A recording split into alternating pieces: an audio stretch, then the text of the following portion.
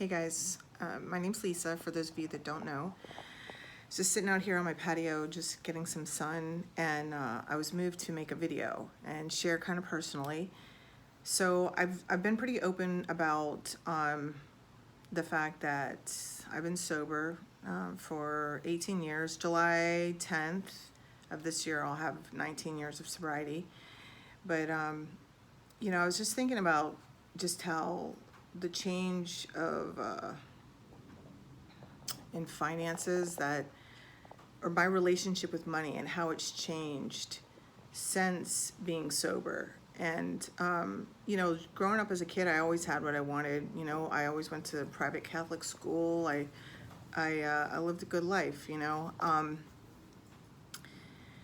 then when the time came that I left my house, I worked 3 jobs, and I did all this stuff to ensure the fact that I could have my own money, because I figured if I had my own money to spend and to do things, then nobody could tell me what to do. And in the last 5 years of my drinking and drugging, I really just lost that part of me, and probably even before that, because but anyway, I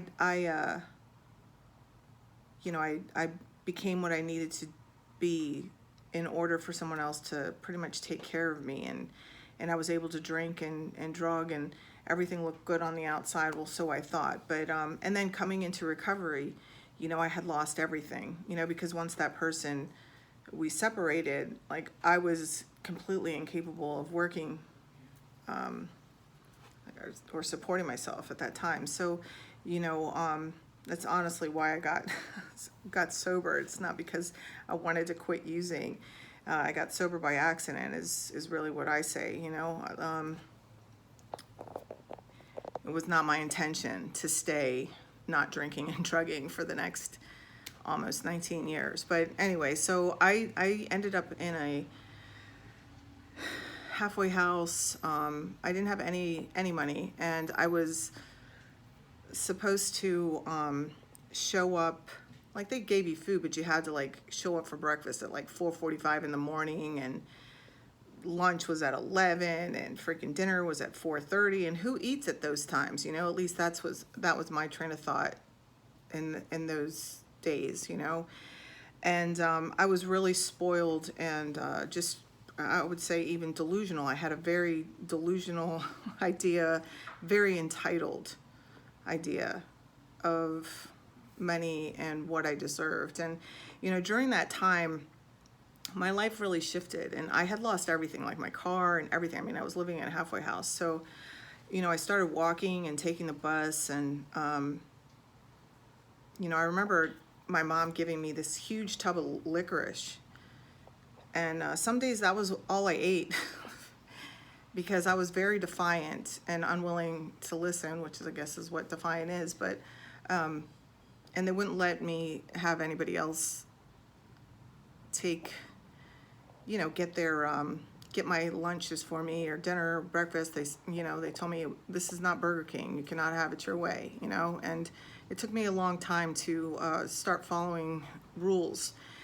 But during that time, I remember I'd be walking around, and I would find occasionally a quarter on the ground, and I would be so grateful, because that meant I could go into this little corner shop and buy one of these chocolate Little Debbies, and I would eat it, and I'd be so grateful for a quarter.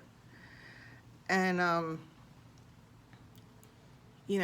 that was a lesson I needed to learn, because I just had an unrealistic, idealistic view of money. And throughout my sobriety, because I consider it like a whole nother lifetime, I'm a completely different person.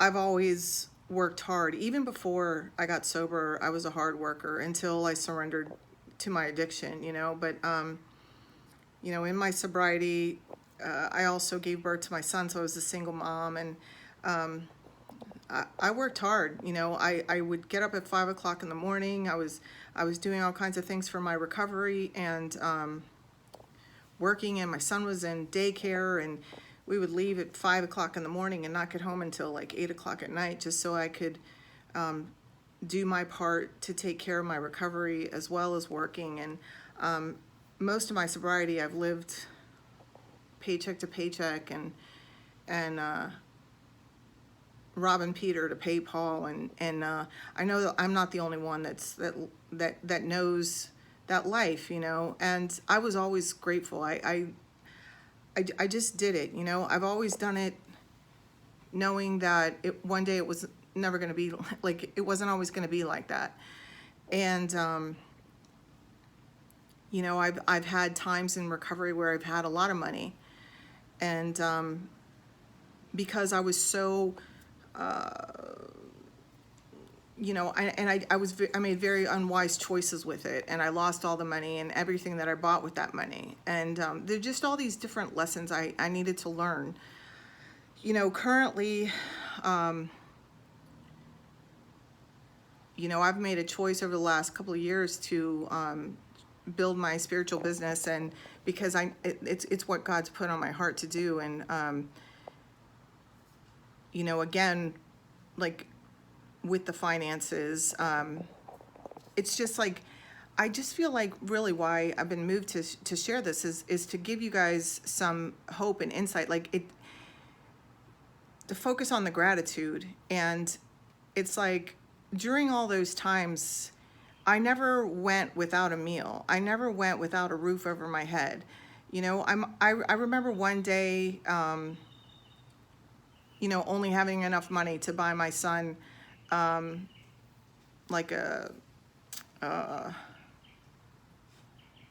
was a couple of times. Like one day I only had like one jar of baby food left, and I couldn't eat, and it was fine. I had enough money, enough food to feed my son and to feed him in the morning, and then I was going to get food stamps kicking in. And I want you to know that, like, somebody showed up at my house with like tons of groceries, and I'm not saying that's going to happen for you, but I'm just sharing my experience, and I've been moved to share my experience, that just when I think that I can't take it, or that I'm going to like burst, because I'm a very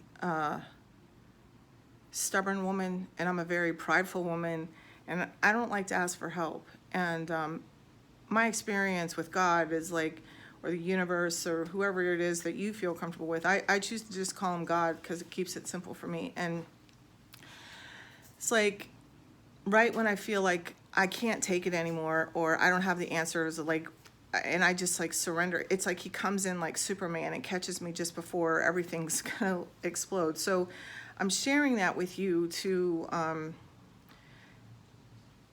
help, I don't know, just to share the hope. That I just been moved to share that, I used to always like, I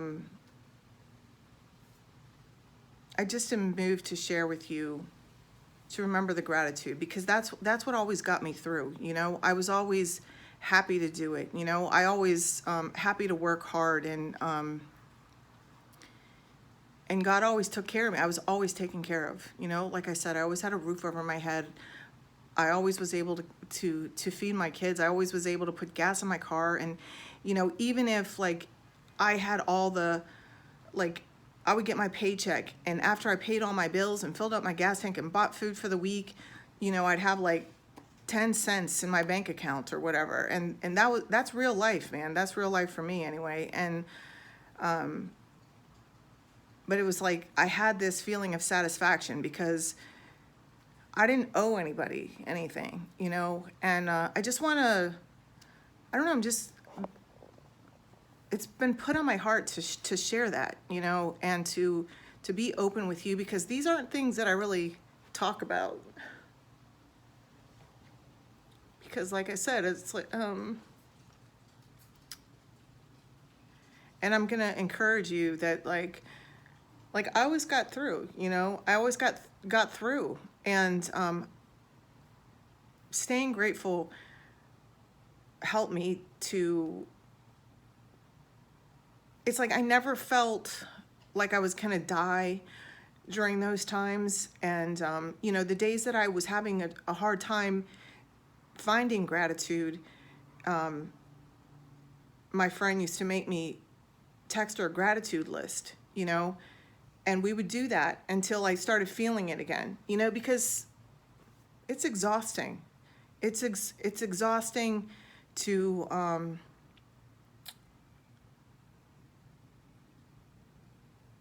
to do that, you know, to live that kind of way, and to but and there were I could get through it, but then every now and then, because I'm human, it's like, you know, I would have that time where I would break down, and it's okay to break down. You break down and break down with the people that you know are going to build you back up instead of keep you down. Okay, so chin up, eyes forward. Okay, it's not always going to be like that, I promise. You know, somebody used to always say that to me, and I believed her. And she used to say to me also, you think of the worst case scenario, Lisa, and then you think of the best case scenario. And just know that something right in between is going to happen. And I'm going to tell you, she's always been right, every single time. So I'm telling you now, I'm passing it on. I love you guys.